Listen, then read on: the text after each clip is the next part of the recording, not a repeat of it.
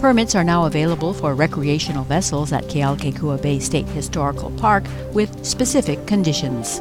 After imposing a moratorium that began January 2, 2013, on all vessels entering the bay and all landing at Ka'awaloa, the Department of Land and Natural Resources took a phased approach to the bay.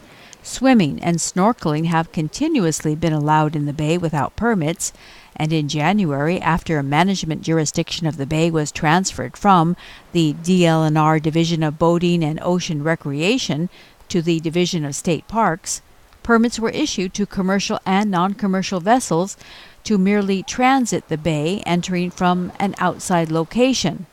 Landing of passengers was not allowed, only swimming in the water.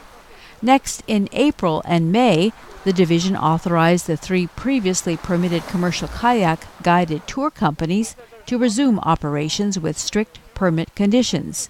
That included Aloha Kayaks in Hanalo, who we spoke to just before they were allowed back. Again, our permits have been approved. They've been approved since the beginning of the year. We have a permit that's in place. We just can't work with it. The state has asked us to follow their lead and basically cooperate with what efforts they're doing right now of converting it over to a state park. That left the non-commercial recreational use of crafts without recourse. For several months, kayaks, stand-up paddleboards, and one-person canoes could not be used at Kealakekua. But now DLNR will be issuing special use permits with specific use conditions for the recreational crafts. There is no cost for the permits.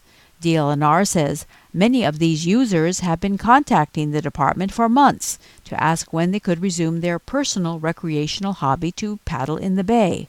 The 8 conditions for the special permits are: no launching or landing of vessels from the wharf at Napo'opo'o Landing, no landing or transporting of people to land or to traverse any of the land at Ka'awaloa Flats, no launching or deployment of any auxiliary vessels from the permitted vessel.